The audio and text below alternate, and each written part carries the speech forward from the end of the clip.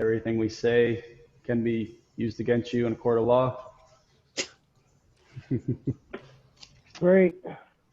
All right. Good audio. Let me turn the music down.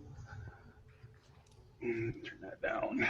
All right. So I just wanted, Delaney is going to meet with us next week on the worksheets that you guys are working on.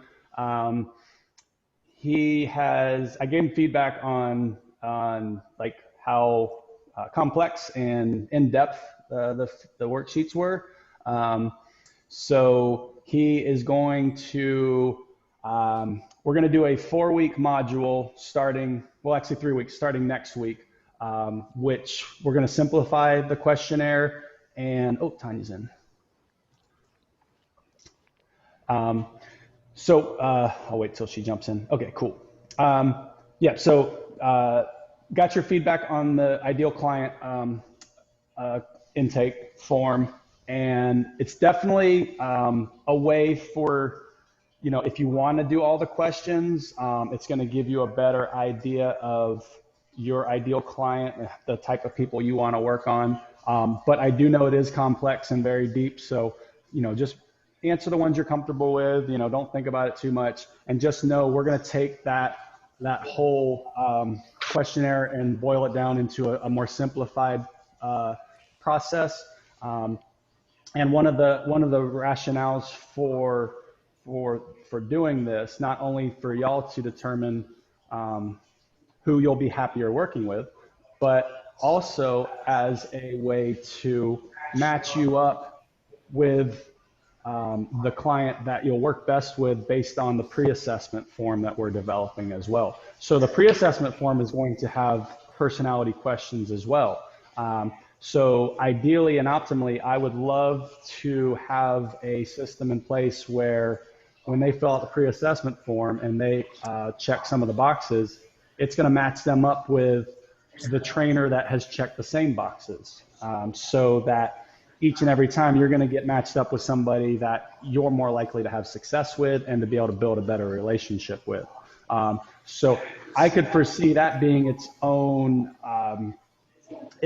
like entity at some point, like personality matched personal training. Like it could be, we could do a whole marketing campaign just to promote the uniqueness of that service. Kind of like dating online, like you have a whole questionnaire before you match somebody up. So kind of the same idea, but with trainers. So that is a tool. Please use it for, can you mute your mic, Hannah? I think I'm getting feedback on your end. Or maybe I'm gonna mute you. Okay, yeah, sorry, I got you. Okay, that's better. Yeah, so take your time with that. Use the WhatsApp app to ask questions. Chris is very responsive and wants you guys to not feel intimidated by it. So when you get stuck with anything or if you have any questions, post it on the WhatsApp because this is all great feedback for us to kind of beta test going forward with that, both for future trainers and for future clients as well, to integrate into our pre-assessment. So I just want to give you an update on that. Next week, Delaney will be here for the meeting. For the next 4 weeks, I would like to have a meeting every Friday to go over the ideal client assessment, and also, more importantly, to start rolling out our assessment that we're going to be utilizing going forward into the future. So the assessment that we're going to be working on is going to directly tie into a big shift in our game plan, which is to basically start moving full speed ahead in developing the best method certification. I anticipate within the next 3 months having a complete curriculum written and ready to go for us to start implementing with new clients, and also getting more proficient at training new trainers in the best method certification as well. I interviewed some potential interns for the spring semester, and I would like for them to be the first best method certified trainers that go through our new updated curriculum. The updated curriculum will be online and in person available, because some of the feedback I got from the interns was they wanted to do remote internships. And that got me thinking that making our certification program online sooner than later is going to be a great way to attract more candidates as trainers, and also start growing the Best Method certification to a larger audience sooner than later. So as we're pivoting from COVID, like, we have to determine, is in-person going to continue to grow? Yes, it will, but so is our online component. And Best Day as our brand is going to grow exponentially faster as we get more online resources out to people, and ability to get certified online, ability to just reach people that might not be able to come in person. I think it's going to be a great way to spread our business model to the world. So Best Method certification. So we're going to do basically the first step, or the first level certification, is Best Method certification. That's going to be fitness dominant certification. Very minimal rehab based stuff, mostly just strength and conditioning, strength ability, Best Method strength training, barefoot natural movement patterns, brain body connection, slight education. We're gonna basically drum down all the complex educational components into simplified descriptions of why we do what we do. So we're planting seeds, sprinkling information over people's programs, but not inundating them with lots and lots of educational knowledge and complex themes and physiology and anatomy. Most people don't give a shit about that. And if you're talking to them and explaining to them, you're going to know pretty soon if they're fading out or if they're really in tune. So that will come out with the personality types. So we may determine that a person that you're seeing loves to be taught things, so you can scale it up a little bit with them. But for the most part, I want the Best Method to be basically simplified concepts that are aligned with our brand, natural movement, barefoot training, posture correction, brain-body connection. Those are going to be the main ideas of the main parts of the Best Method certification. So I want to not lose our rehab component. So what we're going to start implementing as well is a Best Method Master certification. And that will be more rehab-based fitness, more complex cases, post-physical therapy, exercise programming, traumatic brain injury, stroke stuff, more special population stuff. That's going to require a lot more training. Potentially it require an internship or an apprenticeship, or just maybe a year process. I'm looking at the Best Method certification to be a 90-day process, and the Best Method Master certification to be a 1-year process, which will have a lot of continuing education, a lot of on-site learning, hands-on workshops, just basically working here for about a year and have a more stringent set of protocols and prerequisites in order to attain a Best Method Master certification level. So that's going to kind of differentiate, allow us to still do rehab-based fitness, but also allow us to do more just general fitness, which from our data collection seems to be a larger audience in which we can generate more leads, more revenue from more fitness-based marketing. So at this point, I'm looking at, with a pre-assessment, a certain set of questions that gives you a gateway. Do you have an injury that requires more physical therapy, or do you have less injury, more athletic, fitness-minded goals, and which put you more towards Best Method personal training?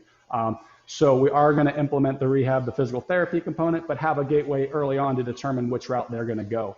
If they go the rehab physical therapy route, our physical therapy department will take care of that, and then once they get discharged, then they can move them back into the Best Method personal training realm. So that'll be all part of the pre-assessment as well. So that way we're still reaching the rehab audience and the fitness audience, which is kind of our wheelhouse. So we're not completely getting rid of rehab-based fitness, but it's going to be a little bit more more time consuming to learn how to do all that and become a best method master trainer. But my other goal also with master trainers is to be able to take on a teaching role for best method certified trainers. With our interns coming in, I want to start asking people that are interested to step up and take on more of an instructor role for new trainers. I'm kind of in the ideation phase right now of how to build systems where we can bring on a lead trainer or lead trainers that will oversee that process, that will have more roles with developing new trainers, developing business, helping with growing Best Day in the studio. So I can take on more of a business growth role. I can do more career fairs. I can go out and grow Best Day and get more exposure to us. That's my zone of genius, is growing my model, my brand, my mission to the world. And but doing every day 4 or 5 hours of training an intern takes me away from that. So I want to start opening up the options for y'all to become one of those instructor roles moving forward. So just some things to think about going forward with that. So that's where we're standing right now. I'm looking at 3 months from now, having the curriculum in its beta test phase, or like at least a skeleton model, and we can start implementing it, practicing it, generating content. I had a few, like I think I said earlier, a few of the interns asked me if we do remote internships. I was surprised by that because I hadn't thought about it from that perspective, that there's a lot of kids coming out of school now that are used to doing virtual classrooms, remote education at this point. So I feel like there's going to be a huge market for potential growth online, and there already is, obviously, but if we can at the same time grow the certification in person and online as we're developing the curriculum, putting together the exercises, the exercise library, all the requirements to become certified, we can be taking all of that information and filming it and producing online content, continuing education that we can now package up and have best method certified trainers learning it from wherever they are. And that's ultimately the goal, is to have a certification program that you can take with you anywhere in the world. And then what happens there is you're marketing for Best Day. It lowers our marketing expenses. It increases our audience. It generates more just buzz about our product. So that's where over the next 3 months, that's what we're going to be spending a little more time moving into. Now, we've been talking a lot about the assessment over the last few weeks and how we're changing that all up. So the assessment and the best method certification are going to grow together because the assessment is going to be such a vital part of that best method certification. I want to kind of segue now into what's that assessment going to entail. Juan and myself and Sydney, we were practicing a few weeks ago, trying some new things. I've since kind of honed it down into about 4 exercises. 4 exercises that don't need any equipment, so we can do this assessment in person or online. That way, again, 2 birds, 1 stone. We don't need 2 separate assessments. We need one that will go both ways. So what I want to do today is today I want to run Kwame through an assessment so you guys can see the exercises that I'm doing. Once you've seen the exercises over the next week, I want y'all to practice these exercises on yourself. I want you to start writing down questions that you have, things you're finding, muscles that you're feeling it in, things that you notice, pitfalls, things that are like, wow, this is really cool. We should talk about how it activates this muscle with this exercise. I want to start brainstorming on a common language that we can use for each exercise. So when we build the curriculum in the assessment chapter, each exercise is going to be, boom, A, B, C, D, and E. That's what we teach every time for that exercise. This is why we do it. This is how it's going to help with their goals based on their pre-assessment. basically tying it all together in with our best method certification. So we'll do that today. Once we go through that over the next week, practice on yourself, use some of the exercises with your clients, get their feedback, see how you can do more challenging variations. How can you make the exercise challenging for a novice? How can you make the exercise challenging for an elite athlete?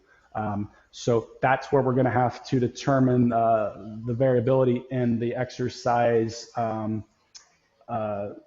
intensity or challenge. You know, is it an isometric hold for a minute, or is it just being able to come in and out of it 3 times? Those are all be things that will start to develop a game plan for easy, moderate, challenging, expert, whatever.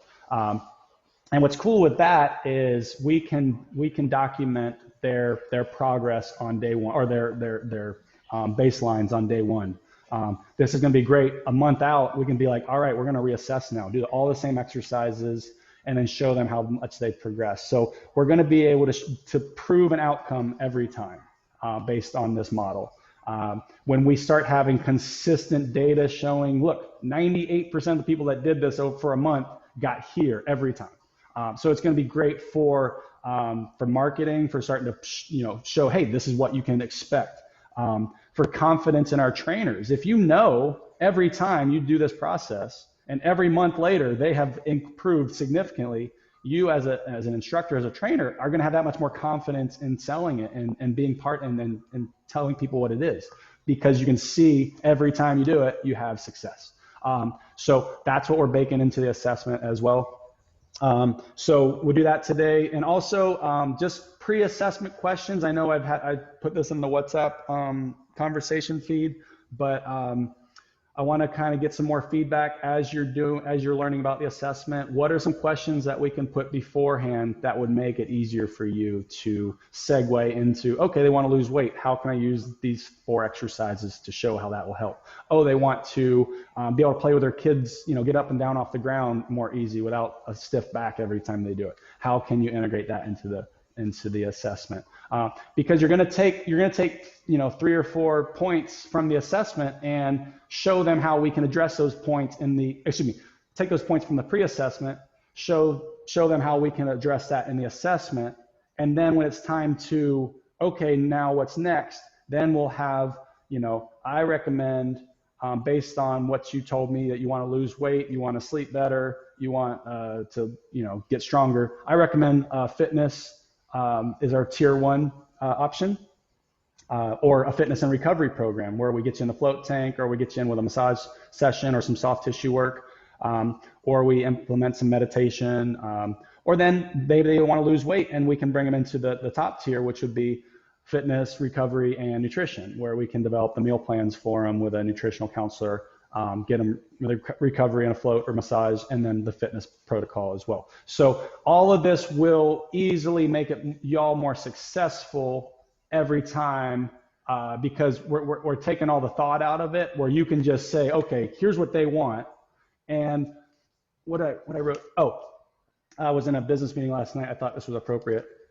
No one gives a shit about your product. They want to know what it can do for them.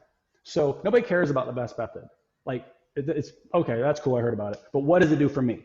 And when you can show them, okay, here's what you want to do, here's what we're doing now they're like, oh, I see, it all makes sense now. Yeah, I do need that recovery. I do want to implement the nutrition. I do want 3 days a week with personal training. Cool, let's do that. So it's going to make you more successful and less salesy. You can pretty much just be like, I'm the expert, here's what I recommend. And they'll be like, okay, awesome, here's my card, let's go, let's get this started. And then a month from now, we're going to reassess, and they're going to be like, wow, I've progressed so far. So you're going to start building long-term relationships with this program, because you're already matched up personality-wise. You're giving them what they want based on their pre-assessment and the assessment, and then you're providing expert advice and guidance. Boom, here. So that's what we're transitioning into with the assessment and the certification. And then let's see. So so we'll do the assessment in a couple minutes, and then next week, take all the information you're learning today, start practicing it. I'm going to ask that one of you volunteers next week to do a virtual assessment with Chris Delaney for next week's meeting. So start planning. If you're comfortable, you want to volunteer to do that after what we do today. We're going to do that, and everybody can watch and we can give feedback. And then next week we'll also go over the ideal client stuff. And then the following week we're going to do a follow-up, and we're going to start basically, I think, either that week or next week we're going to roll out the new assessment. And that's going to be our new protocol from here on out. So the next 3 to 4 weeks, that is our game plan. Start practicing the assessment. Start wrapping your head around some of the certification stuff that we're going to be working on with building the curriculum. And I will be looking again for people interested in kind of stepping up a little bit and helping with more of a lead trainer role. So start brainstorming on what that would look like. I've never done that before. It will definitely be, there will be incentive to do it. I haven't determined what that is, whether it's a more hourly rate or whether it's like a bonus structure or maybe even a profit sharing type situation. But we'll cross that bridge when we get there. Just wanted to plant that seed because I'm going to need help with this process because we're making a lot of big changes. But they're all going to be changes that will benefit everybody as individual business owners and as Best Day as a business. So, so far, any questions on what I talked about so I can clarify anything? And then we'll get into the assessment.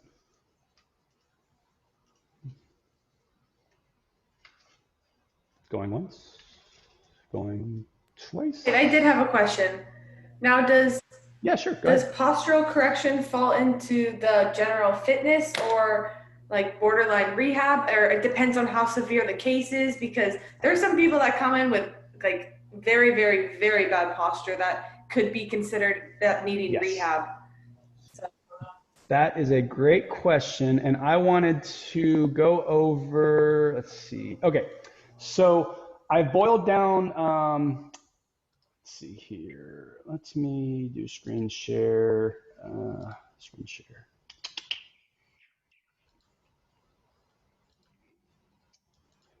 All right, so we're looking, so I've taken the best method, and I used to have the 4 fundamentals, which were barefoot training, posture correction, education, and the subconscious conscious connection between the muscles. That was where the best method was before. That was its current state now. What we're trying to do is simplify that process even more to clarify it when we're training a new trainer, when a client comes in, what do we do? How are we unique? How do we not complicate it? So it's been broken down into the brain-body connection, which covers your conscious and subconscious activation patterns. That's going to cover that component. Your natural movement is going to branch out into posture correction, into barefoot training, into functional movements, primal movements, more of that full body activation of all your muscles while you're working out. So that posture will fall into that natural movement category.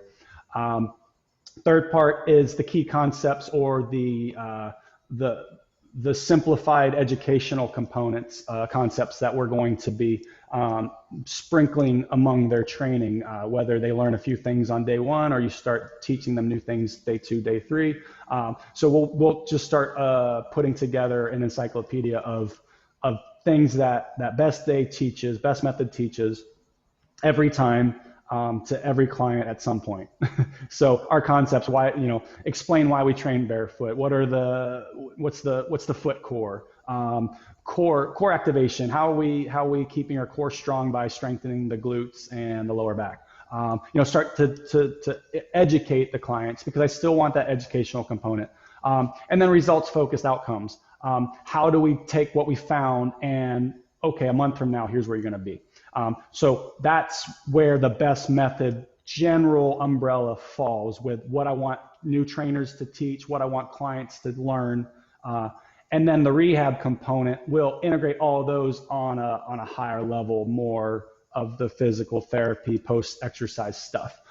So you can integrate the posture correction into, after time you release them for some, a low back issue, you can reinforce, postural cues, or whatever.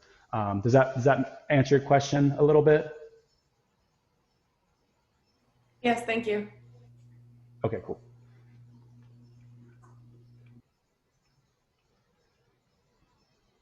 Anybody else?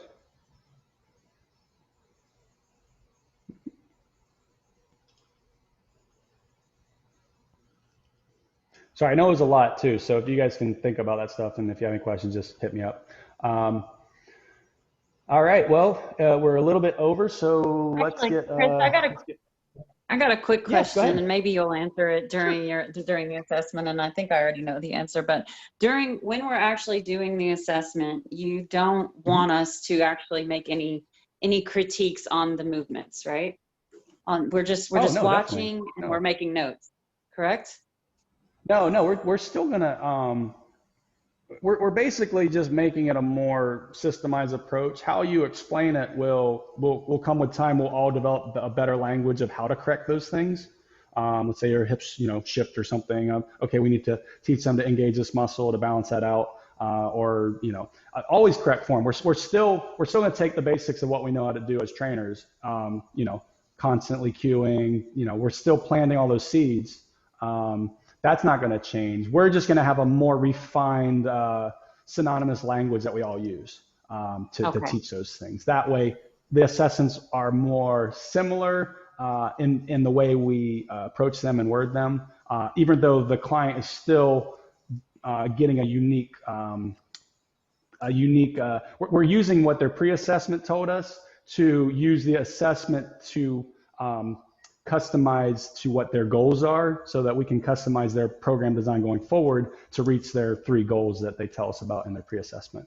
So activating muscles, getting them to use all the best method philosophy is still awesome. Yeah, we're still going to be utilizing all that in our assessments. Just Okay. maybe not as intensely as we have in the past with an hour assessment. Because again, we only have 25 minutes for the assessment. So we're going to boil it down into how can we kick their butt as effectively and safely as possible in 25 minutes so that they feel muscles they didn't know they had. They're getting the heart rate up. They're getting a little sweat going. And the next day, like, wow, I really feel that. That was cool. I like that. And I never picked up a weight, or I never used a machine, or I never, that's where we're going to show them, hey, you have the capabilities of really challenging your body just by making that brain body connection. You lighten up those muscles, turn them on, squeeze your glutes, pull your chest up, brace your core, plant your toes, and all our normal cues. Those will all be used probably even more, but more like, okay, they're starting to lose their balance. Okay, every time, pull your core in, squeeze your butt, tighten your toes in. We might have like a if you see this happens, then say this. So there will be a more formulaic way to approach the assessment, and that will come with as we're building the curriculum out, starting to have chapters on why we do this exercise. Here's all the things to look for. Here's potential pitfalls. Here's variations and progressions. So we're going to take every concept, like one concept, break it into 4 parts. Those 4 parts will have 4 parts. So we'll start, having a more strategized outline on how to teach all these concepts. So that'll be easier to test new trainers and easier to train new trainers. So once you guys got the curriculum down, a new trainer comes in, we can train them in a 90-day period to start doing the same thing. And then we can test them and measure how they're doing and how, what they're learning. They need more help with one thing. They need more practice with another thing. It'll be an easier way to train new staff as well. So that will all be baked into the curriculum as well. Thank you. You're welcome. All righty. Okay, let's do assessment. Unless we have any more questions, or you can always ask me afterwards or later. All right, I'm going to start a timer. Hi, Kwame. How are you feeling, sir? Tired. Tired. Yeah. All right, that's excellent. Got a 3-month. I saw Kwame do like a 2-hour workout. I saw Kwame do like a 2-hour workout the other day. I saw him do things with his muscles I didn't know were possible. So I have to figure out a way in 25 minutes to kick the shit out of him. That's why I'm still tired. You're still recovering, aren't you? Still, dude, my pecs are like start a on timer. fire. My chest and triceps are killing me. So today's leg day. Well, maybe a jog on the beach. Oh, we're still gonna work out. So I'm gonna distract you from your workout, so you won't want to work out. Okay. I want an 8-pack. So your goal is to. Oh yeah. Get So my give abs me, while I'm going. trying to find the clock on here, give me 3 goals what are your 3 Well, goals, right? strength, an 8-pack, and endurance, like I Strength, had when I was what, 25. like cardiovascular endurance, like you want to run further, or muscle endurance where you want to be able to do more push-ups? Both actually. Like Okay. get back into more distant running or cycling, and being able to condense that 2-hour workout into maybe an hour and a half, hour 15, but still Okay. get the same pump like I did. Cool. All right. So what I want you to do, I'm going to start our timer now. We're at 25 minutes. What I want you to do is we're going to do a one-legged Okay. squat. What is your dominant hand? Are you right or left-handed? I'm right-handed. Okay. So I want you to start on your right leg. And I want you to do a one-legged squat. Okay. Now, in a virtual assessment, I would prefer that you have a chair near you or something you can hold on to in order to I got this counter right here, this island. Okay, just have something close to you because there's nobody spotting you, so I want you to have the access to something to grab onto. That will be the only thing that this assessment will require is a chair or a stable stable something to hold on to in case you lose your balance. Okay. All right, let's kick your leg out in front of you, and I want to see. Let's see if I can bring you up on the big screen. Pin video. There we go. All right, cool. All right, so I've got you up on the big screen now. Awesome. So what are you feeling on this? What muscles are you feeling? Feeling my hip flexor, like right here, my left leg, Okay. and then the lower part on my quads on my right. A little bit on the knee in the front, but no pain, no gain, right? Well, let's respect the pain. Awesome. Are you reaching a point that, so intensity 1 to 10, 10 being the hardest thing you've ever done, what would you say this is right now? It's about a 6, 7. All right. What I want you to do up there now, though, because I'm starting to feel my calves in the back. okay. What I want you to do is I want you to come down and hold the position at the bottom where you're in a position where you can pause. All right. And I want you to let me know when you start to feel that 10 number. Oh, it's there. Okay, cool. Come on up, nice and slow. Excellent. All right, cool. So we have your right side. All right, good. So you, did that spike the intensity when we held it down there at the bottom? Oh, significantly, yeah. What's your respiration at right now? What's your heart rate at? You feel like you're breathing a little heavy? When I was in that deep squat, yeah, but it's slowing down. Okay, cool. All right, let's switch it over to your left side. All right. Spend a little time doing the same thing on the left. Out of curiosity, how much time did I spend on that leg? You spent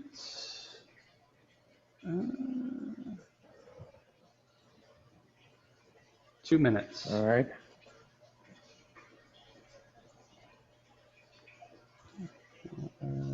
Really feeling those. All right, so what you feeling on this side? Are you feeling similar? Well, I haven't shot this leg in the front yet, so hip flexor on my right leg's okay for now. Okay. But feeling the calves quickly.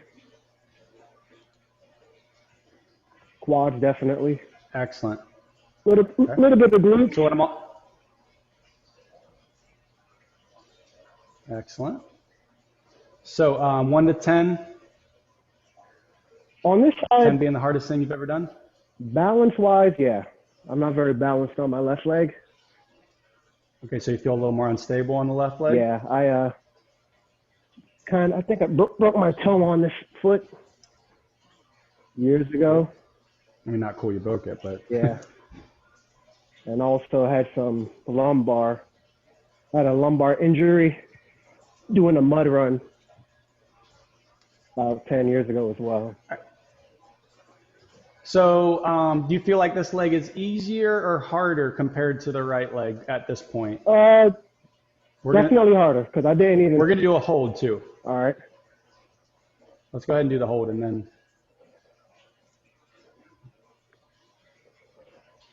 Yeah, definitely left leg was more difficult.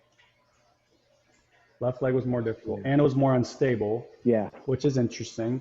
So based on the fact that you're right-handed, I would think your left side was more dominant, but because you've had some injuries, you could potentially be maybe taking some weight off that leg. Yeah. From here, what I want you to do, we're going to transition into some upper body. Okay. I'm going to take some notes about what I found on the one-legged squat, and we're going to progress into the next step. Let's go into a push-up position. And I don't want you to do a push-up. I just want you to hold that upper part, that plank position. Awesome. Good. So at this point, how does everything feel? Do you have any back pain? Do you have any aches or pains anywhere while you're in this position? Shoulders, elbows? Everything's good. Just maybe the weight on the palms of my hand. Okay. All right, cool. So what I want you to do now is we're going to spend a little time on some shoulder blade mechanics. Very, very important that we know what our shoulder blades are doing for the health of our shoulder, our neck, our head, our upper back. I want you to let your chest and your body kind of come towards the table or towards the ground without bending your elbows. So I want your shoulder blades to come together. Good. And if you ever do yoga, it's kind of the cow position in cat and cow. Good. Then I want you to push your shoulder blades apart. Yep, you're a cow. Push your shoulder blades apart as far as they can go. Awesome.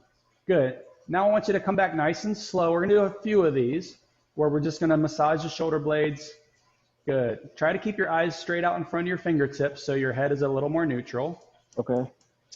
Good. Bring your chin up a little bit. Good. All right. So 1 to 10 on the difficulty scale. What are these?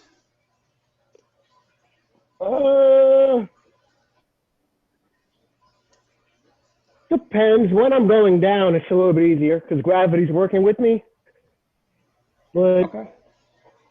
the movement, I would say, is about a 6, 7. The mental aspect of it, Okay. definitely 9 or 10. So I'm thinking a lot more. All right, so let's keep this going, and we're gonna do a few of these because I know your background on athletic endeavors, and I know that that you want to work on some endurance. So we're gonna have you hold some positions for a little bit longer.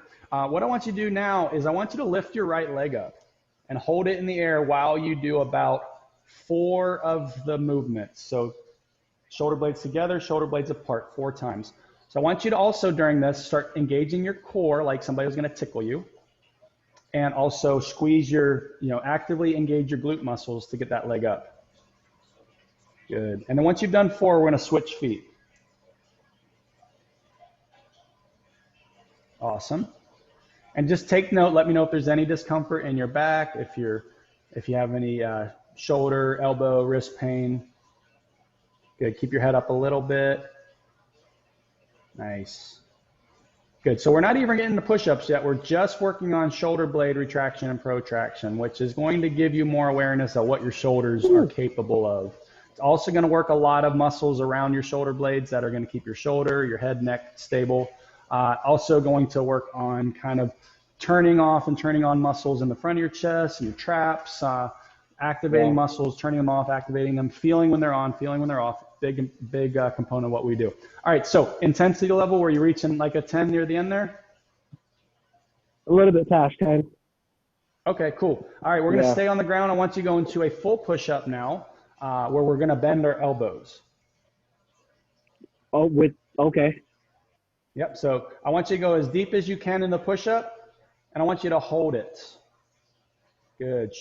So when you get to a deep position, I want you to hold it because you're an athlete, and I'm going to challenge you. I want you to drop your shoulders away from your ears. Try to tighten your core in a little bit so we get a little less arch in your back. So we're kind of flatten your spine just a little bit. There you go. Yep. Good. Woo. So when you changed that mechanic in your back, did you feel your core work a little bit more? Oh, yeah, definitely. A little bit. My deltoids, Okay, cool. too, for some reason. Awesome. Yeah, and as you were bending, your body weight kind of shifted up as if kind of you were doing a shoulder press. So you're probably going to feel those deltoids a lot. Awesome. So let's do one more. Let's hold it at the bottom. Yep. All right, I want you to do a low position. Good. All right. So Keep your back a little less arched. Good. Now holding that position, we're gonna get some glute activation. I want you to lift your left leg and then lift your right leg back and forth. Kind of do about 10 of them.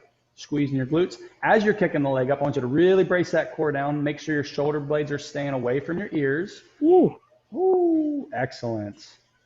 Good job. So holding certain positions while holding isometric contraction or a hold while working concentric movements with another set of muscles. Just a great way to get a lot of blood pumping to a lot of muscles. Yeah. So how are we feeling right now? I don't like you very much right now, but it's okay. Okay, cool. Let's stand on up. Definitely felt my lats at the bottom.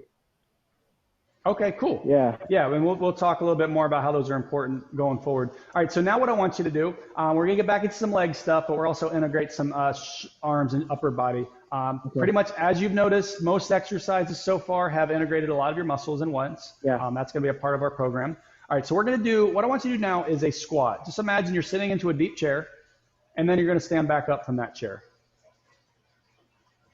Good. Let's just, I want you to do a few of those just to kind of get comfortable with the movement.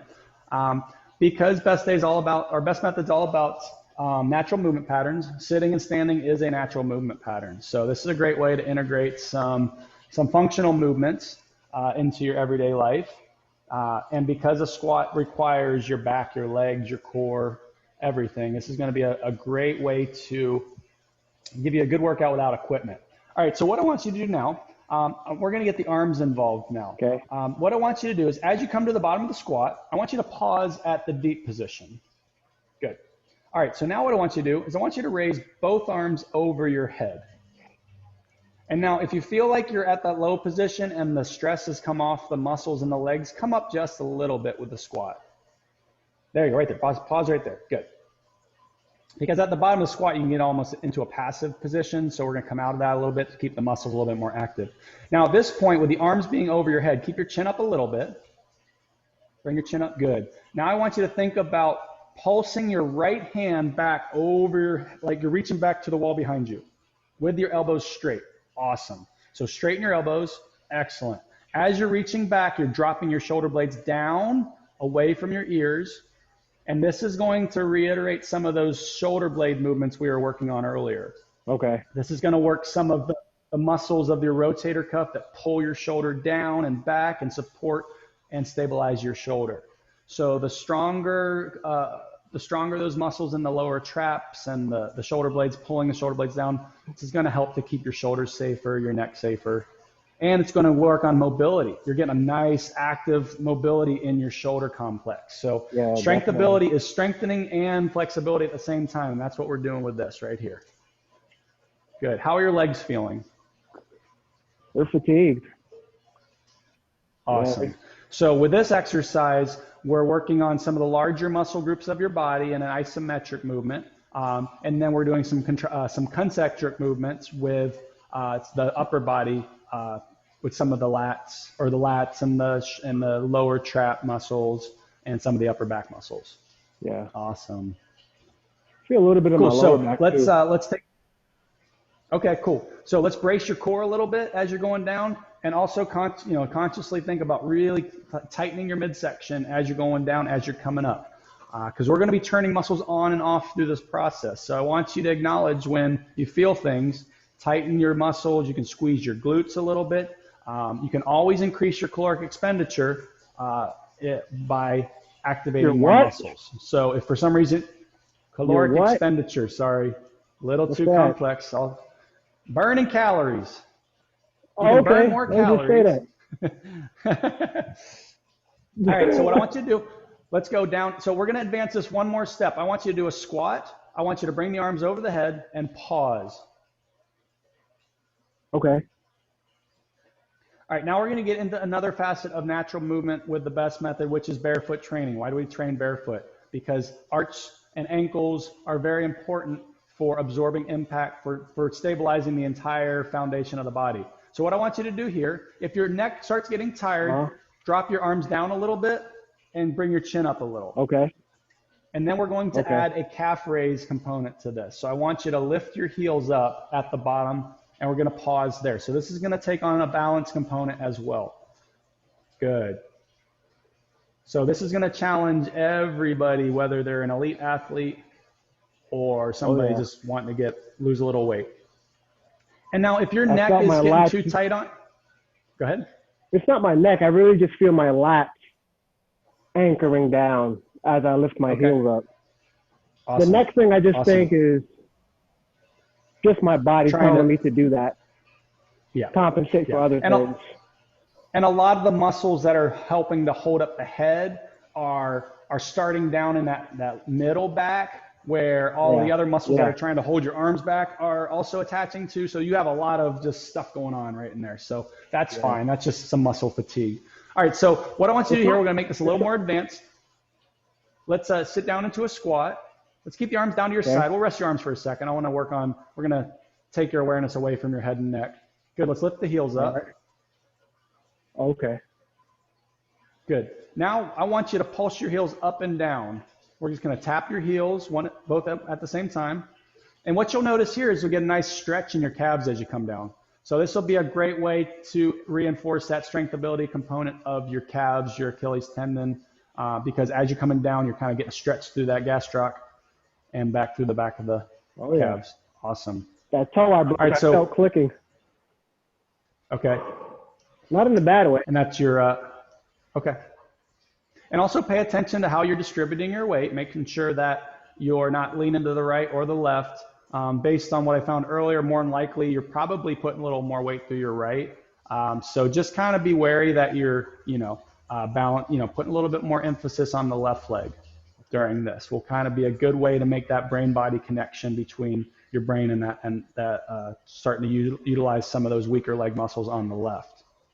And that's going to be part of your process, is determining, okay, we had a little weakness on that left. How can we integrate a program to strengthen that left side? Yeah. Because when we can balance out left and right legs, it's going to help to balance your pelvis and therefore your spine and therefore your shoulders and everything else. Yeah. So very important that we find some of those imbalances early and often. All right, so intensity level, where are you at?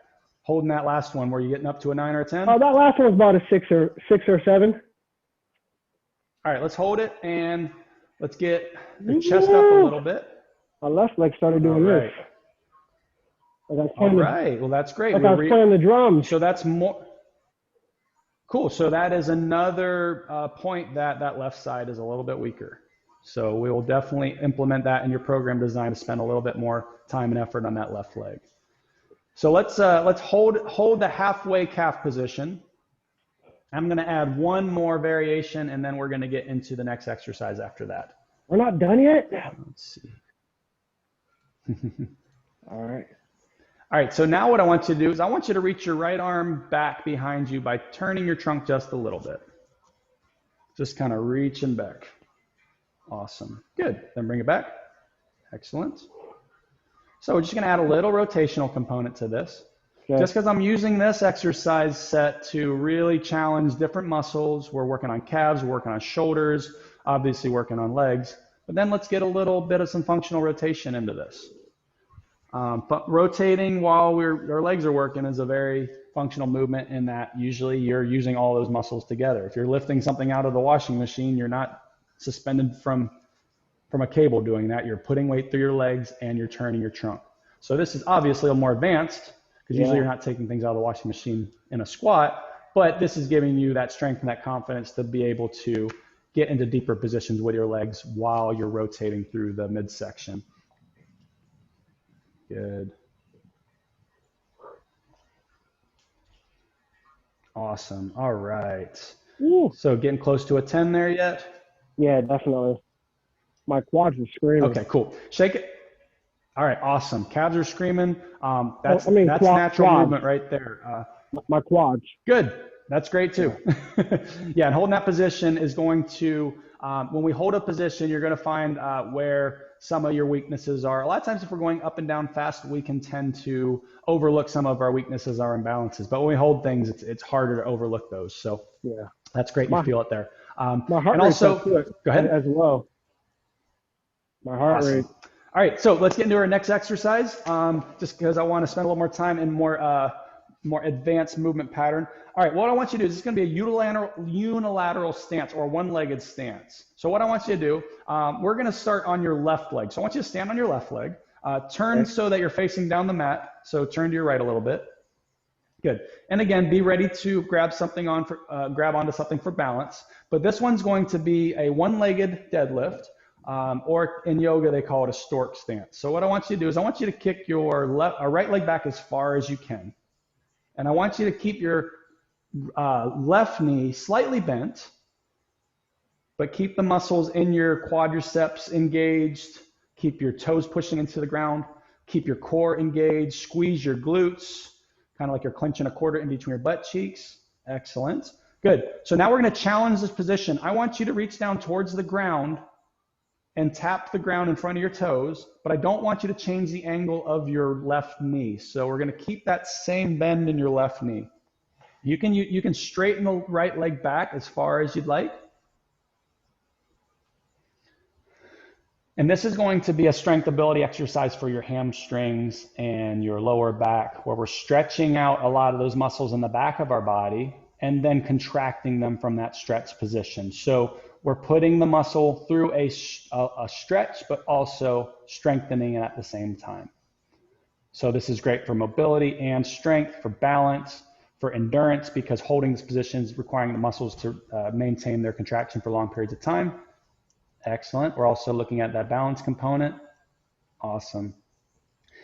Now, if you have any tightness in your hamstrings, you can, at the bottom of this, kind of straighten your knee back a little bit and kind of push into that stretch a little bit. The muscle's still recruiting. It's helping to stabilize the knee and the hip, but you're giving it a nice little stretch in the process. Nice. Yeah. My calves are really one that's taking. That's fine. And the and the hamstrings and the calves, because they kind of do similar roles with stabilizing the knee, you're gonna feel those two muscle groups working a lot during this. Good. So because I see you have some guns attached to your shoulders, we're going to implement some tricep movements into this as well. I want to hit every muscle group in your body during this. So what I want you to do here is, as you go down, we're going to stay on the left leg for 2 more sets. As you go down, I want you to reach your arms back behind you, like you're trying to touch your arms to each other as they're trying to touch the ceiling. Good. So same idea. And I want you to almost like feel like your arms are going to rip off, because you're trying to use the back of the arms, the back of the shoulders, all the upper back muscles to pull those arms up, pull those arms up, pull those arms up. I don't feel anything doing that. Where don't you feel anything? Anything in my upper body. All right, so lift your chest up, and I want you to reach your hands towards each other, like they're trying to touch each other. Well, it's hard to do that and balance at the same time. All right, cool. So tap your right toe on the ground. Let's give you a little less to think about in the balance, and let's get a little bit more to think about in the upper body. So kind of slide your right foot back as you go forward. Perfect. Now lean more weight into your left leg. We're still working on that left leg predominantly. Yeah, my calves are cooked. My brain won't allow my body to do the movement. All right, cool. We'll practice it on the next leg. All right. So let's go into the right leg. Okay. And then we'll go right into the stretch with the hamstrings. So we can still come forward with your trunk to get that nice active stretch on the hamstrings. Okay. And now as your arms come back, no, let's keep the arms back behind you this time. All right. And I want you to think about opening up your chest. The muscles in between your shoulder blades are drawing your chest into a stretch. My lats are in the way, bro. That's good. Got to push through them. There you go. So are you aware of the muscles in the back of your arms working more, or at this point? My lats. Okay, I'll take that. We'll take because the lats are one of the strongest muscles in the body. So yeah. I'm cool with you feeling it there. And those are going to be muscles that are going to really help to support your posture and your spine, and we can get you into some more advanced lat stuff going forward. Like I am thinking about extending my elbow and flexing my triceps, but then my lats are just doing a lot more. Okay. Okay, cool. So let's mix it up a little bit. Let's hold that position. Okay. Get the arms as high as you can. All right. And then we're gonna try to play around with how we can get your triceps working. So what I want you to do is bend your elbows, but bring them towards the sky. So we're going into that base position that you were just in. So arms are straight at first. Good. Now we're gonna bring your elbows towards the sky without rolling your shoulders forward. There you go. Yep. Good. Now get the elbows higher. Imagine you had dumbbells in your hand and you were trying to do a row. Awesome. Now that position, Trap. now I want you to straighten your arms back. Starting to get in the traps. Okay, cool. Rock on. Good. So elbows up high as you can, stretching that chest out, and then pressing the hands towards the sky. Once you got the elbows as high as you can, but don't let the elbow come down as you straighten the arms. Yeah, So everything if you do back here is this, working. cool. That's awesome. Yeah. And that's great. And because you have a very strong tricep complex, probably less likely you're going to feel that. So we can advance you into some more advanced tricep stuff going forward. But that tells me that triceps are not one of your areas that we need to focus on as much. So that would be a good feedback. Awesome. So that was 25 minutes. How are you feeling? Calves for sure. What do you feel? My calves cooling off a little bit. Upper, lats, lower traps. Cool. Like everything between the shoulder blades. A little bit of lower lats as well. Awesome. Cool. You feel, how was your heart rate doing? Do you feel like that was pretty intense for most of the time? Oh yeah, definitely. Were you ever trying to catch your breath? Oh yeah, once we got into the progress past the squats and the arms going above head, definitely felt my heart rate going up, because that's out of my wheelhouse for sure. Then the stuff with the calf raises really got me going. Reaching back. Awesome. Yeah, everything from about maybe Excellent. 5-10 minutes in, I was pretty cooked afterwards. Good to hear. Awesome. All right. So based on that, I know Juan and Hannah have to leave. So I just wanted to just tell everyone that, okay, you saw the assessment exercises, start playing with them. Think of maybe ways to make them harder, ways to make them easier. Those are the base. So let's use that as our base. Those are the four.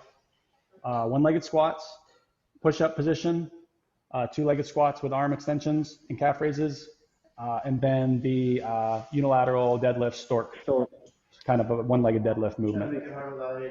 Yeah, without anything. Yep. Yeah, adding rotation as a variation, and then kind of go from there. So sorry, I just wanted to let you guys get out here. Cool. Yeah. I feel my quads now just from standing here. Oh, good. And you're very aware of your glutes. I think cueing people on glute activation, they're going to feel their glutes a lot after this as well. But again, we want everything to kind of be working together during this process. So yeah, like I said, from this point now, let's practice those exercises on yourself. Try them with your clients. Try to play around with some different variations that don't require equipment. Because we can now take this as our skeleton, as our 4 exercises, base exercises, and then we can just get good at finding ways to activate all the muscles through this. So with you, we couldn't really get you to feel your triceps. So let's brainstorm, how can we get somebody to feel their triceps a little bit more? I know there's not a lot of exercises here that require a lot of bicep contraction. Because we do emphasize posterior chain pulling movements, that's going to be a challenge to do on a virtual situation unless they have bands. Potentially, because that is a big component of what we do, maybe adding bands to their progression, and maybe if it is a virtual situation, we recommend that they have some bands so that we can really focus on doing that posterior stuff, because we're going to do that with them in person ultimately. So think of these exercises as, okay, day 1 assessment. What can we do without equipment? How can we challenge the most amount of muscles possible? How can we make athletes quiver and shake and sweat? How can we make beginners acknowledge, wow, that's hard, but I can do it? Give them some success potentially. So that is now our next step is let's play around with this for the next week. We'll kind of go over some ideas, start writing down questions or ideas if you want to maybe take notes on something that we can share in a Google Drive folder. Maybe some common wording. Maybe I'll put together I think I have an assessment folder. Maybe I'll just share that with y'all. We can just start uploading stuff. Because as of right now, so what I'm thinking about doing is getting all the information in one place, and then we're going to find somebody that specializes in building curriculums. And I have a resource. I have a resource of people, or a network of people that I can access with really qualified people to do that. So the more text we have, the more information we have that we can start putting in the right, questions and quizzes, and building that virtual workbook, building the exercise content library. All of those things are going to be important for rolling out the best method certification sooner than later. And the assessment as well will grow with that, or will probably be a large part of that first part of the curriculum anyways. So we're going to be working on assessment over the next 3 or 4 weeks. Probably 4 weeks from now, we'll roll it out, and any new client that comes in at that point will be getting the new assessment. If you do happen to have any new clients between now and then, and you're getting comfortable with it, let's start practicing doing it. I mean, you guys all saw it was pretty simple exercise selection. It's now just getting comfortable with the cueing, with the communication of it. And I think it's going to be easier to learn and master 4 exercises versus I think we had 12 before. And this will be the springboard in which to show them all the other things that we do after that. And that will be part of the curriculum. Okay, week 2, what should we be doing with them? Week 5, week 10, week 12, what are the exercise progressions? But still add that unique variety to it. Hey, let's add a little twist. Let's add a dumbbell. Let's add this. So we can still add for some uniqueness to the exercises, but have a basic game plan in place for every client that we start working with. Yeah. And that's going to just make it easier for everybody to. I think we should think about having exercises to regress as well, because some of the basic stuff some people won't be able to do. Like if we have someone that's older that we want to get down into that plank position, they may not be able to for sure get down to that position. So we should think about regression as well for some people that can't even, I don't know, like some of the basic things, but still don't feel comfortable leaving home. For sure. They still want to stay home, but they want to. Yep, and that's a great point. And we're going to be, the assessment is definitely probably geared towards a more athletic population, but each one of those has, like you said, regressions. Like you can do that against the wall, and that's an easy way to, teach shoulder blade retraction. So I wanted to find a series of exercises that were both that could, really challenge an athlete, but also scale back to just teach people some basic activation techniques and muscles. So, and maybe we all play with this, and somebody comes up with maybe an exercise that fits the space better than those 4. But just basically on what I've been playing around with, trying to simplify it as much as possible so that we don't need equipment. That's kind of the best selection that I've come up with so far. But again, that's why I want feedback. That's why I want y'all to kind of brainstorm and play around with it and give me some feedback. Ask your clients what they feel, because the more brains we have on this, the quicker we can roll it out and the more effective it can be. And we can start seeing what some of the pitfalls are ahead of time. So we can be ready for, they didn't feel in their triceps. Shit, what do I do? I wanted to teach them about the triceps. So have backup plans in case something doesn't work. And that'll all be baked in. And those will all be part of the learning process and learning the curriculum. Is not having to think as much. I know it kind of sounds like we're dumbifying it, if that's a word. But if you don't have to think as much, you can be more personable. You can be more comfortable, show more confidence. You can really present the material with less hesitation. You know exactly what's coming up next. You know, oh, they stumbled over here. You know exactly how to respond to that. Oh, I don't feel it here. Oh, we'll do this then. Yeah, or I my just neck feel hurts. like Oh, it, we'll bring it up. I just feel like it adds ahead. reliability and like extra validity and just that extra just kind of reassurance to it as well. Yeah. I Yeah, for sure. agree. And I what I think wanted having to, less to think about is so much easier, and it gives us, especially since we're only going to have 25 minutes, those yeah. just thinking of 4 exercises just simplifies the whole process. Hey, can Yeah, I, and you can hold each one for a little bit longer. You can, you know, there And was it at gives one us point time I to was like, explain I some was watching the things. call. Yeah, yeah, can and I, that's where you can start sprinkling in the best method, like educational tips. Sorry, go ahead, Tanya. oh, Is it sorry, Tanya? I just chime in for just a second. I just want to encourage you all to not Yeah. forget about the lunges, because lunges can be done in a straight plane, in the sagittal plane, and you're challenging balance, proprioception, all the lower extremity muscles. But then you can also add a dimension so like the curtsy lunges, and those are a really good way to progress from the bilateral squat to the single leg squat, because you're like skipping 97 steps going straight from the bilateral to single leg. But during the assessment, you're assessing for their stability and strength and all that. But when you're working with the patients, please don't forget about the lunges, because if you're going to injure someone, you're going to injure them by doing something that's too difficult, such as a single leg squats. The single leg activities are a great deal more powerful and challenging than a lot of folks realize.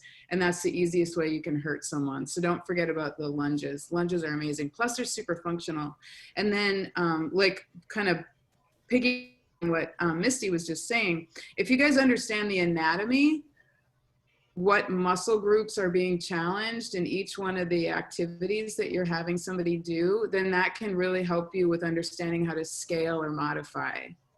And it'll take a lot of that thinking out. If they're doing a squat and you know that it's glutes and quads predominantly, and depending on the range that they have in their ankles, then you know, okay, glutes and quads, lunge challenges glutes and quads. And then just from that tricep conversation, the easiest way to challenge a tricep is what you started with that push-up. Push-up challenges the triceps both eccentrically and concentrically, and so you were already doing it. Yeah, good point. And yeah. And then there you So go. anyhow, Then but that's yeah, a don't good way to forget cue about that lunges. muscle group. So Yeah. What about if I'm we, not. Go ahead. I kind of had a quick idea here. What if, because I was thinking the same thing when you were doing single leg squats, that is very challenging. It would be challenging for many of my clients. It's challenging for me. So what if that was maybe used as a regression? If we just took those people that weren't even able to do that, we could take them into lunges. Can we change from regression to modification? Mm-hmm. Okay. I don't like the Yes. connotation of regression. That makes people are sensitive to that kind of thing. Like, if you're just modifying it according to where that person is. My thought process for the one-legged squat was the fact that Kwame did probably one of the hardest versions of it. Standing next to a chair and bending your knee and straightening your knee is a very modified version of that I think with somebody having the access to hold on to something, put their other foot on the ground if they need to, they can do that slight little early or lower level squat progression. And it gives me an idea of how much, because the thing that I've found challenging with lunges over my working with lots of different people is it's very hard for me as a clinician to see how much weight they're putting on one leg or the other. With a one-legged squat, I know how much weight they're putting on based on how they're using their hand, how they're using their other foot. I know where they're I'm learning more about like their confidence, their kind of ability to use certain muscles, work on the balance component. So that's why, like with Kwame, I was fine with him going in that deep position because I know he can do it. But somebody lower level, just using it as like a little bit of a chance to do some balance stuff, start to get into some squat movements. That's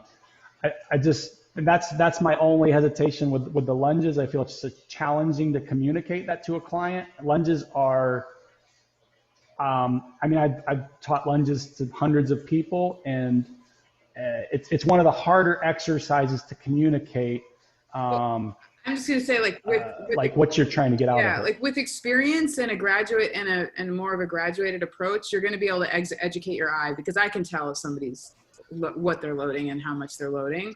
Yeah. But when I was saying lunges, and I just wanted to clarify when I said lunges, don't forget about, I wasn't talking necessarily in the space of the assessment, because your assessment, what you're trying to do is challenge them to a higher level. I was just encouraging people to not forget about them in the workouts, because I have had patients who have been injured in their workouts because they're doing exercises that are too challenging for them. They're going straight to single leg activities that they're not ready for. So don't forget the bridge between a squat and a single leg activity are lunges. And so to Misty, just to help answer Misty's question in a different way than what you just did, Chris. So I'm just going to say what you just said, only different, is that the purpose of the purpose of the assessment is to see where the person is having challenges.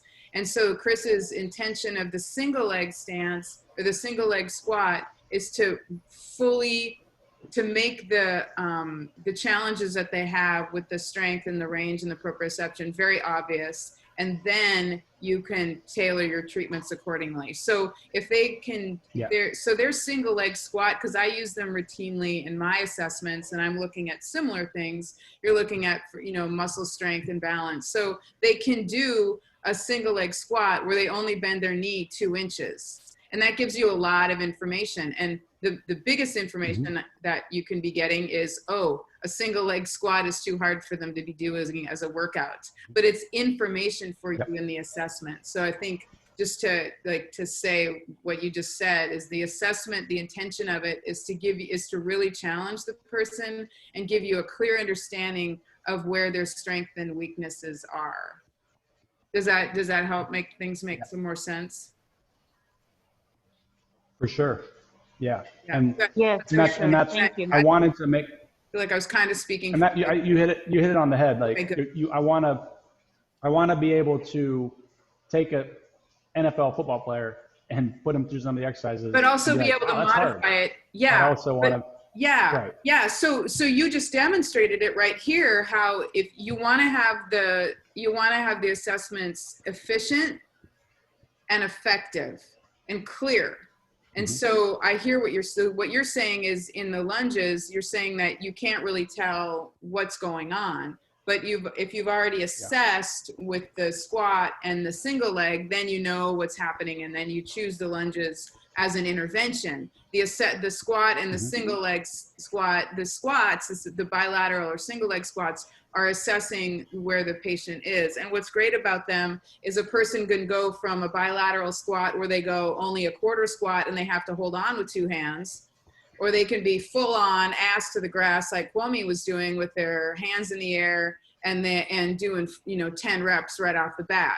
Or you can do a single leg squat from like the way Kwame was doing it with his where it's a full pistol squat with no upper extremity assistance, which is the highest complexity, to the lowest complexity where somebody's holding on for dear life with both hands and they only bend their knee 2 inches. So so that's what's powerful about this particular strategy for assessment, is that you can modify. It's the same exercise and you can use it for across the board of the abilities of the patient. The only thing I would suggest is going more of a start off with the bilateral squats. So at least you get an idea as to where the person is. If they can't do a bilateral squat, you might just have them do a single leg stance, because you don't want to super embarrass somebody, depending on like if they're older. That was going to be my next question is, shouldn't we start with a bilateral squat and then move into single leg? Just knowing the complexity of it depends on the patient. Like, somebody is higher level, you could start with the one, but just know that Chris has created the assessment tool as well to determine. Yeah, and I like to watch people do it organically. Do a squat and I see how they squat, if they can't get even halfway, that's going to tell me, for one, that they're going to need to hold on when they do the single leg squat, and I can cue them accordingly. Oh, make sure you hold on with both hands, and just bend your right knee, stand on your right leg, and then talking to them, you can see if they're wiggling when they're standing, you know, like, so you could just kind of make that judgment. And I also want to kind of delineate or kind of clarify, this new assessment is going to be geared more towards fitness, and fitness in that probably a lower age range demographic. That's So why I your wanted new goal client, sorry, like Yeah. because you're well, that 30 something with money. Yeah, and that's Okay. not necessarily like trying to eliminate our current demographic. That's why I want to have the Best Method Master Trainer certification as a different entity, where if you answer, like the pre-assessment is going to put you into one of those spaces. It's going to be physical therapy, Best Method Master, or Best Method Regular. Got it. So fitness, rehab-based fitness, full-out physical therapy. So if it's going to be somebody that's going to be a higher risk, maybe potentially, you know, has really bad balance issues, we may end up doing a modified assessment. I haven't crossed that bridge yet. I don't think Right now, I don't think you have to really modify the not. You don't have to change the necessarily. You just make it easier. So if they can't do a squat with, you know, if they can't do a squat without holding on to something, then have them hold on to it. You can still do all the same stuff. And like you just said earlier, if they can't get on the ground to do a push-up, then do it against a counter or lowered. So you can still, I don't think you need to, you don't have to have it. I don't think you have to have a separate assessment. Just scale it appropriately. Plus with the like older population, if they are doing things that are still challenging for them, they're going to need longer recovery time. So you don't have to worry about trying to fit all 4 exercises in. So maybe doing a few of those squats will have them like, oh, let me sit down for a minute, and then you can still explain things to that person. Because like my recovery period was a little bit faster, so I can kind of go right into the next thing. But you can if see somebody older, going, you don't have them. You don't have them do as many reps because it's more of a it's different information you're gathering because they're going to be talking to you about their functional activities that are impaired and blah blah blah. Whereas versus you, we can bust out 10 reps with no problem. An older with not a lot of talking because you can see that you can do it. Whereas somebody who's older who might only be able to do 2 or 3 squats at a time, they're going to be talking about how that's limiting their life, and then that's going to be informing you. For one, they're recovering, but then also you're gathering more information and being nice and efficient. So I think this is great, Chris. Yeah, this is good. This will be fun for you all. And I would just encourage you just know your anatomy, know what muscles you're challenging, and then that'll make it a lot. You won't have to think as much. Yeah. You didn't have to think very much with this. This is great. well, and moving forward, from seeing that person, you'll know what approach to take, whether you want to start bilateral or unilateral, and kind of shift around those 4 exercises. And the pre-assessment we're going to have that set up. So by the time they come in, you have all the pre-assessment. You're going to have an idea already. I mean, you should be able to tell by just walking in the door. Yeah. Yeah. I want to develop all y'all's eyes to be like simplifying this assessment is going to free up your brain to the point where you're going to be able to be a lot more, your eyes are going to be able to be a lot more educated, where I would love to see you all to get to the point where when you watch somebody walk in the door, you're going to be able to be like what Kwame's just said. You're going to know whether or not I'm going to start with a bilateral squat, or I can just blaze right into the single leg. I really think that can happen with you all easily. With just and I would love for like the master trainers to be at that level, but I'm trying to like with the Best Method Regular certification. Right. I'm just I know. I'm dreaming. Because you're right though. Because my goal is to have a lot of Best Method certified trainers all over the place, all over the world, where they can literally just take this prepackaged amazing system that we're developing right now with all the research, with all like your feedback and Sydney's feedback and my feedback and Kwame and everybody. We got this great system, and it works for like athletes. It works for healthy. It's going to cater to you're on YouTube and you're looking up exercises and you want some high level stuff and you see this best method. What's this? Oh, cool. That's really neat. Look what they're doing. But make it really easy to do an assessment, get a great idea where that person is under our assessment, and a month out, boom, you're here. I've never gotten that far in this amount of time. I want to learn how to do that. And then as we start building that base of best method certified trainers, then we start developing really advanced advancement systems to become a master trainer with different specializations. We can have a TBI and stroke specialization. We can have a chronic knee pain or post-physical therapy knee program, a specialization. So having the master trainers will take more education. But what that also does is it builds a feeder system for continuing education that you can sell online, that you can start developing courses that people can purchase to become a specialization.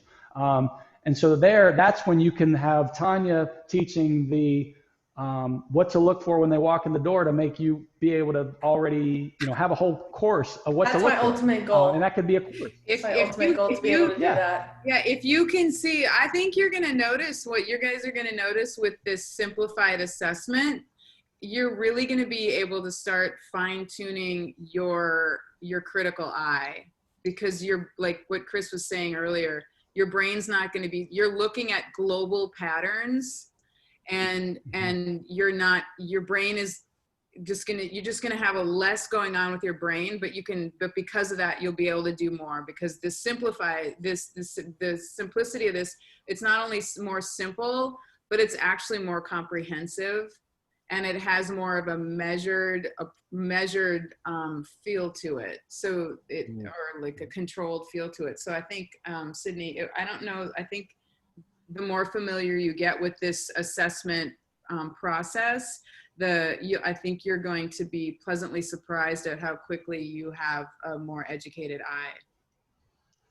Yeah. And that might come naturally as more people learn this. We might realize that we're setting people up for more and more success, and they are naturally noticing those things without us having to teach it. And then that could be a cool thing. That I think that's already happening. Subconscious.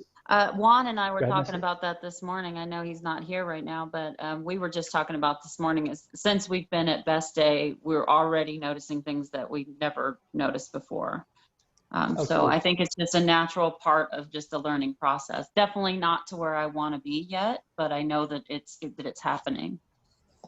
I think subconsciously, like, I've spent all this time working with lots of different people, lots of different populations, and I wanted to build something that makes everybody that learns it, like, level up in their confidence and their ability to give people what they need and what they want. So potentially maybe it'll be easy for people to start noticing those things, like, wow, I can now, now that I know all the basics, I can see all these other things that I never saw before. So it could potentially be a good part of the program. Right. And that's, and another great thing about having a simplified assessment where you're looking a little bit more globally is it's going to help the trainers to choose interventions for the patient or the client that are the most effective for that person. So you should notice more specific and effective outcomes as well. Because if you're choosing, you know where their impairments are. I'm going to use my PT speak. If you know where their impairments or their weaknesses are, and you target them specifically because you've done a really more of a specific more of a specific assessment, and then you're going to have better results ultimately. So this is good. You're on a good path. Oh, by the way, I'm getting my doctorate in making curriculum, right, Chris? I've developed curriculum. Both I'll have to determine. So we might be able to work together. I can afford to pay that curriculum person or work out a deal with you. Well, I think that let's talk on. I think I'm in on Tuesday, and I have a gap between two clients.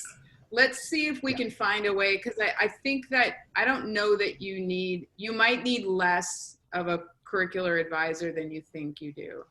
Yeah. So if there's any way I can find a way to save you some money, that would be grand. But Well, it's and if always any, nice you know, to if get anything, that from it's always nice to get that from someone that's in that field though. So let I us am know. in that field, Kwame. That's what I'm saying. You, I'm talking about you, weirdo. Oh, okay. I'm like, Good yeah, 'cause Lord. yeah, I've done a fair amount of it. I guess Chris and we bounced this around for a while, but I don't know. Yeah. I'll check and yeah, let's talk about it, and we might be able to just do it a little bit more in-house. Awesome. This is good. I think Yeah. this is great. You guys, and then moving forward with the Best Method Master Certification, again, we're going to have to build content for that, continuing education. And I want to make it available to everybody to contribute and be incentivized for helping with the growth of it, because it's going to take a team to grow us, and you guys are, you know, learning from the ground floor what we're trying to do, and hopefully people are starting to. Hopefully I'm clarifying my vision more and more recently, because that's been a challenge for me. Absolutely, you are, Chris. I agree. You definitely are. Okay, because that's been the hardest thing is taking all the clutter of 10 years of experience in education and trying to streamline it into a uniform direction with protocols and a curriculum and strategies and being able to do it where it's simple. And one of the challenges that I was given was make my elevator pitch the other day. So I wrote it down, and it was like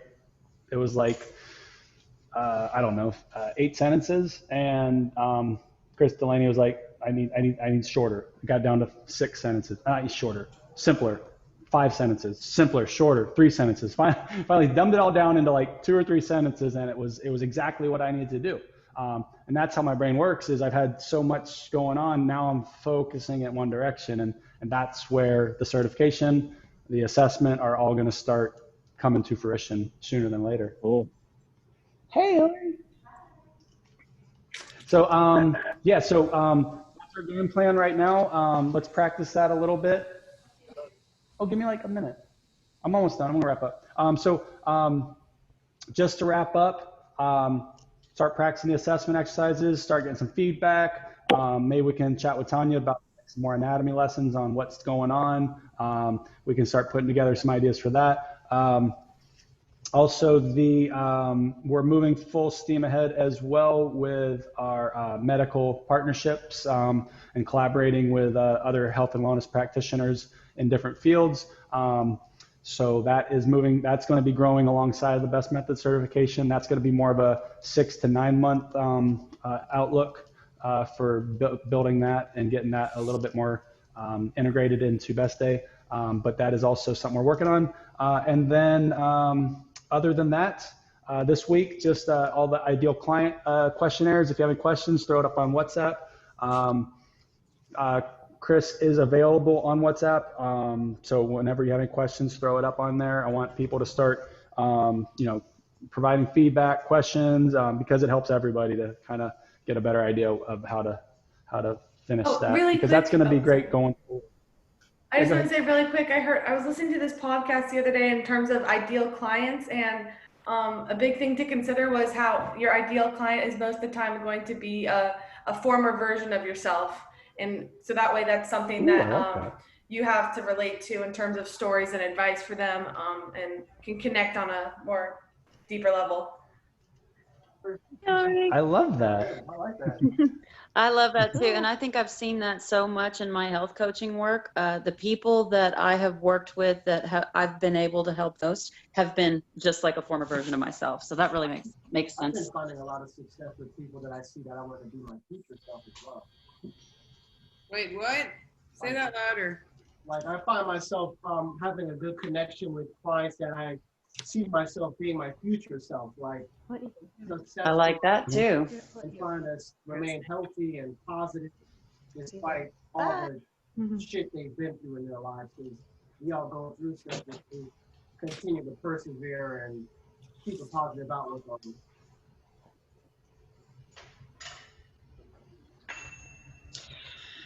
All right, guys, I gotta go. I'm sorry. Hopefully this is almost over.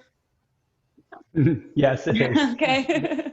I don't, I mean, wrapping I up. just don't Thanks, want to Misty. miss, I'm just saying that because I don't want to really miss anything. If there's Yeah, something no, else. just, yeah, well, next week, same time. And like I said, let's just keep connected on WhatsApp if you guys have any questions. And especially with the assessment too, if as you're practicing and, you know, writing things down, things you're noticing, things you think would be important, any kind of documentation, any kind of things you can write down, I'll set up a folder where we can all share that.